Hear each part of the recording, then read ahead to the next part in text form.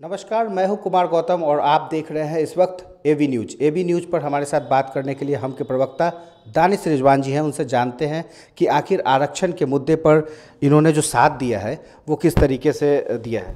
आरक्षण के मुद्दे पर आपने साथ दिया।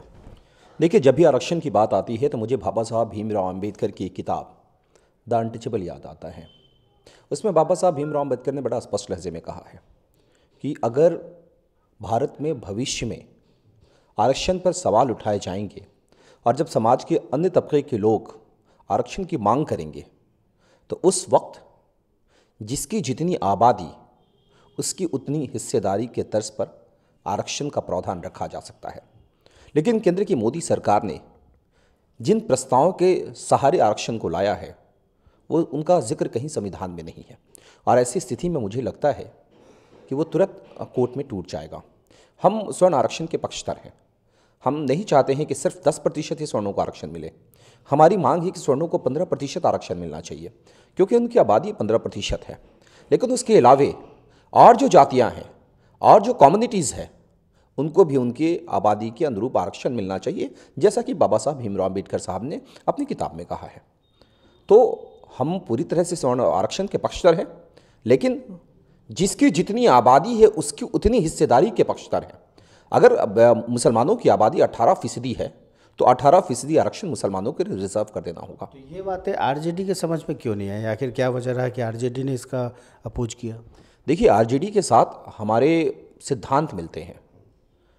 किन मुद्दों पर उनका क्या स्टैंड है ये हमारे कोऑर्डिनेशन नहीं है। अलग अलग मुद्दे हैं, मुद्दों की लड़ाई हम लड़ रहे हैं। हम तमाम लोग गरीबों की लड़ाई लड़ रहे हैं।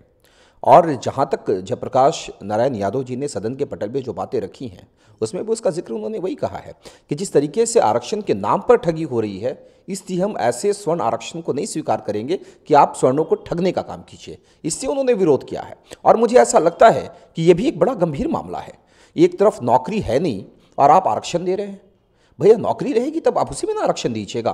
तो नौकरी दे नहीं रहे हैं और आप कह रहे हैं आरक्षण लेंगे। आरक्षण लेकर कोई माला नहीं जपेगा जब तक रोजगार नहीं होगा। ठीक है, रोजगार तो बात की चीज़ें हैं, लेकिन कहीं ना कहीं बीजेपी ने एक मास्टर स्ट्रोक तो खेल लिया है। देखिए, भारतीय जनता पार्टी जुमलों की सरकार है। ये हर दिन नया एक मास्टर स्ट्रोक खेलते हैं और इनको लगता है कि ये बहुत बड़ा गेम चेंजर प्लान होगा, लेकिन महीने डेढ़ महीने के बाद उसका पोल खुलने लगता है। आपने देखा था कि प्रधानमंत्री नरेंद्र मोदी जी ने 2014 के चुनावी सभा में कहा था कि 15-15 लाख रुपए खातों में डालेंगे। ऐसा लगा था कि चेंजिंग पॉइंट होगा, चेंजिंग पॉइंट भी हुआ। लेकिन अब जनता जान चुकी है, आरक्षण के प्रावधानों को भी जनता समझ रही है। लेकिन पोल तो खुल गई महागठबंधन की ना। कहाँ महागठबंधन की पोल खुली? हम आज भी अपने स्टैंड पे कायम हैं। हमने क्या कहा? देखिए, देश संविधान से चलता है। देश ना भारतीय जनता पार्टी चलाता है ना कांग्रेस चलाती है। देश संविधान से चलता है और संविधान के अनुरूप हम सब बटे हुए हैं। आप टेलीविज़न चैनल चला रहे हैं, आप इंटरव्यू ले रहे हैं, ये संविधान के दायरे में ले रहे हैं। संविधान के इतर अगर कोई भी काम होता है तो उसका विरोध होता है। जो आरक्षण 10% भारतीय जनता पार्टी की मोदी सरकार ने लाया है ये कहीं से सही नहीं है। आप आरक्षण 10 नहीं 15% दीजिए, लेकिन संविधान के दायरे पे दे दीजिए।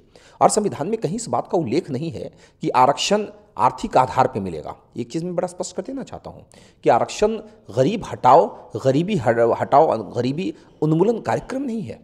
आरक्षण शैक्षणिक और सामाजिक दृष्टिकोण से दिया जाता है। संविधान में इस बात का उल्लेख है।